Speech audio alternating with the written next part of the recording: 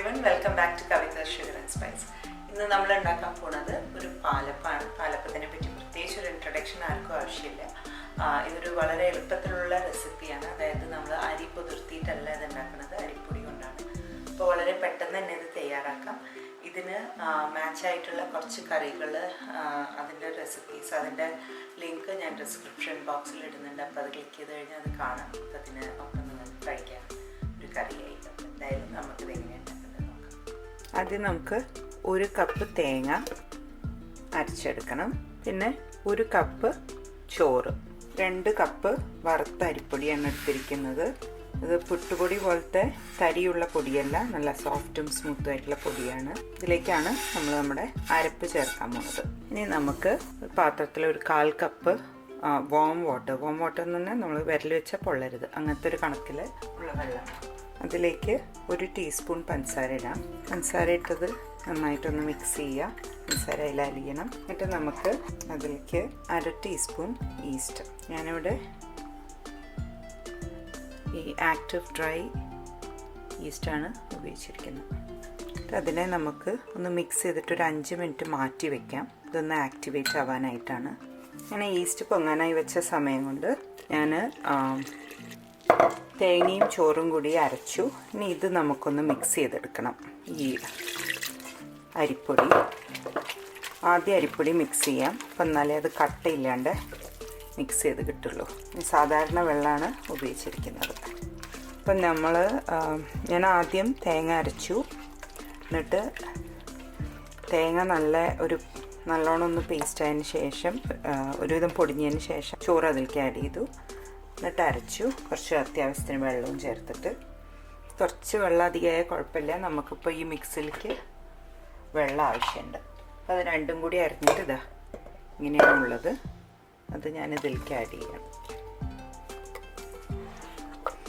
നിങ്ങൾക്ക് വേണമെന്നുണ്ടെങ്കിൽ തേങ്ങാപ്പാൽ ഒഴിച്ചിട്ടും ഇതുണ്ടാക്കാം കേട്ടോ.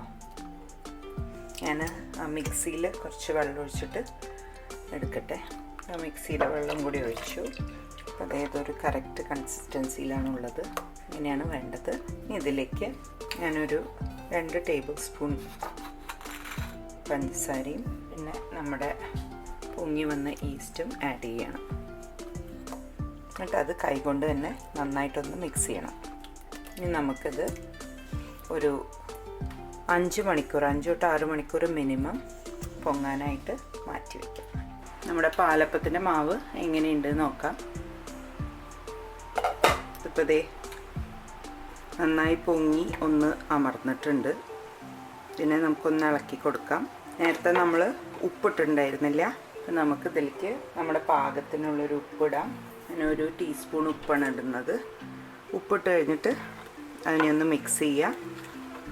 അടിയിൽ ഉപ്പിങ്ങനെ കൂടി നിൽക്കാതെ ശ്രദ്ധിക്കണം. ഈ സമയത്ത് ഒന്ന് ടേസ്റ്റ് നോക്കിയിട്ട് പഞ്ചസാരയോ എന്തെങ്കിലും കൂടുതൽ ആവശ്യമുണ്ടെങ്കിൽ നിങ്ങളുടെ ടേസ്റ്റിനനുസരിച്ച് ഇട്ടോളൂ കേട്ടോ. ഒന്ന് മൂടി വയ്ക്കാം. എന്നിട്ട് നമുക്കിത് ചുട്ടെടുക്കാം. 5 മിനിറ്റ് കഴിഞ്ഞിട്ടുണ്ട്.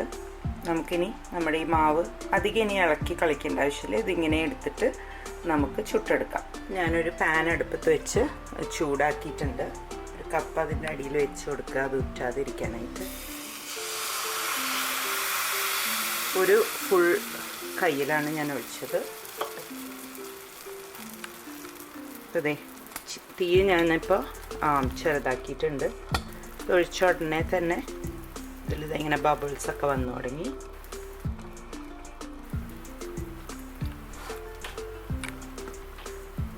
ക്യാമറയിൽ എത്രത്തോളം കാണുന്നുണ്ട് എനിക്ക് അറിഞ്ഞൂടാ. എങ്ങനെയാണ് വേണ്ടത് നമുക്ക്. ഇനി നമുക്കിത് അടച്ചു വെച്ചിട്ട് ചുട്ടെടുക്കാം.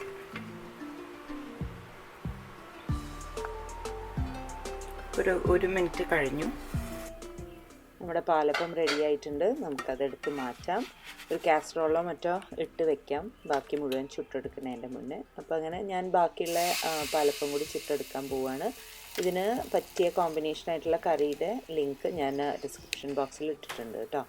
അപ്പോൾ എല്ലാവരും ട്രൈ ചെയ്ത് നോക്കൂ. ഇഷ്ടമായി എന്ന് വിചാരിക്കുന്നു ഈ റെസിപ്പി. ഇൻഗ്രീഡിയൻസ് ലാസ്റ്റിൽ ഇട്ടിട്ടുണ്ട്. Thank you for watching my video. അടുത്ത വീഡിയോയിലൂടെ വീണ്ടും കാണാം. Take care. ബൈ.